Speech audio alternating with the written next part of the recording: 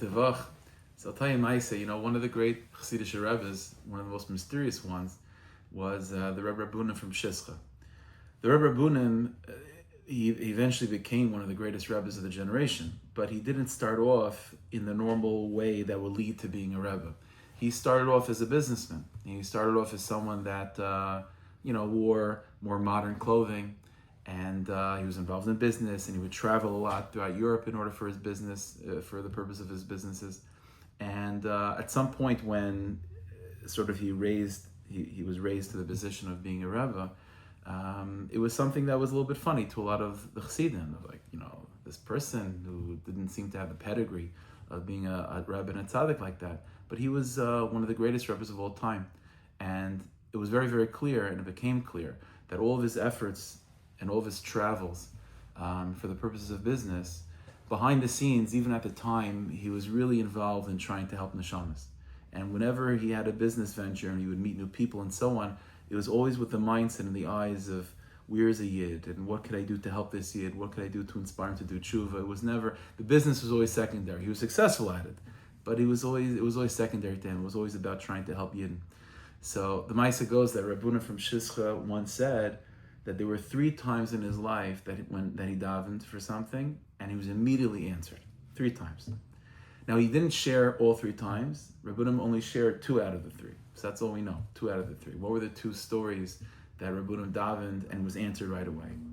So he said one story was the following thing. He was once on one of his business trips, and he was sitting in a cafe.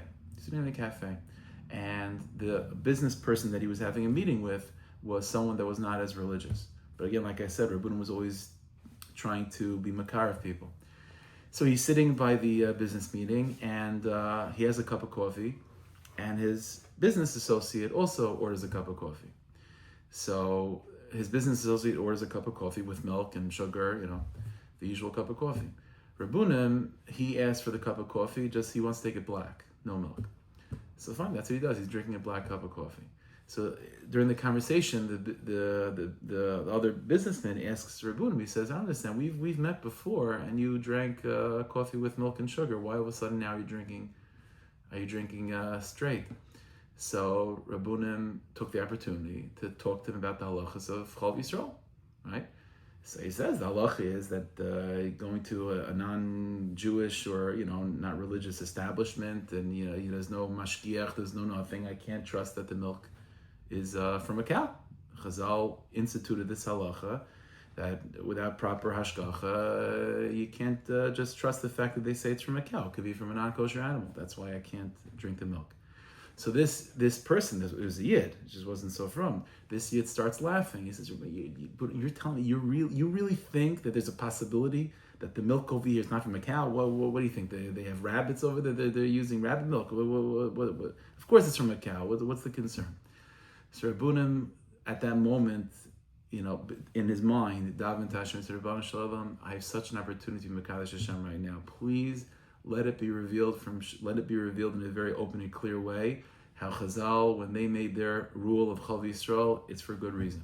And immediately, said Rabbunim, the waitress comes, and the waitress asks, how they're doing, and Rabbunim says, "Yeah, it's a good cup of coffee." And the other business person says, "Yeah, I have a great, this coffee is one of the best coffees I've ever had in my life."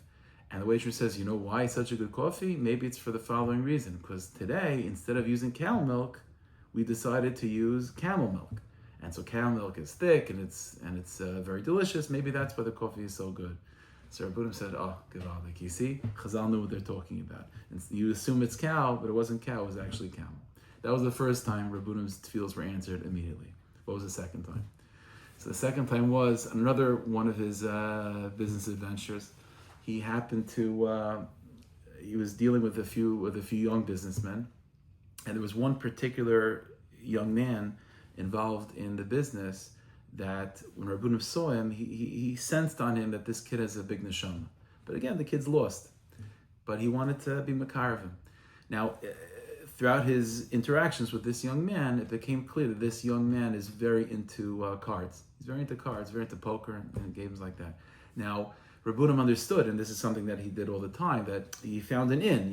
If whatever's in, if this person's interested in a certain thing, then if Rabbunim can sort of connect to that interest, that'll be a way of connecting and hopefully be makar of that yid. The problem was that again, this young man was into poker, and Rabbunim didn't know how to play poker. No one ever taught him, but he didn't want to tell. So he wants to be able to play poker with this kid, to make the bond. But if he tells him he doesn't know how to play poker, then it already means that you're from from Mars, because in that world, in that circles, everyone knows how to play cards. So if he doesn't know how to play cards, it means that he's not from that world. So already that's a disconnect. So Rabbunim didn't know what to do. So Rabbunim just said, you know what? I'll fake it. So he starts playing the game. He doesn't know what he's doing. But Rabbunim, before the game began, he davened to Rabbunim Shalom. Let it be that I should win this game, and it should be so clear as if I know I'm like the biggest poker expert. And Kachava. And Rabbunim said, I didn't even know the rules of the game. I was just following along everyone else, doing whatever they're doing. And whatever card they put, they put down a card, I put down a card.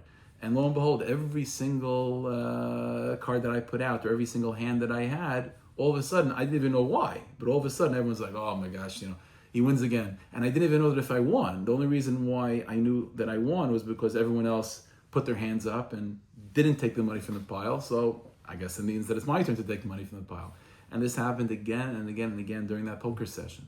And because of that, because of his unbelievable, seemingly prowess in the game of poker, this kid was so enamored by Rabbunim. Wow, he's mamish a poker expert over here. That it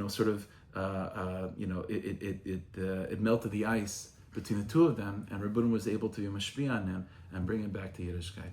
That's the ikar. The Rebbe has to help us, that we should be able to always find ways in order to engage with people. And when a person davens to Rebbe Shalom for this purpose of being able to bring other Yidden closer to Hashem, then those tefillos like Rabbunim, those tefillos are always answered. Hashem should bless us that all Yidden should come back to Hashem, ourselves included, and we should be zeichet to only see brachas, yeshuas, and nechamis ad b'li dai v'yizkol tzedek barachim emir v'minu amen.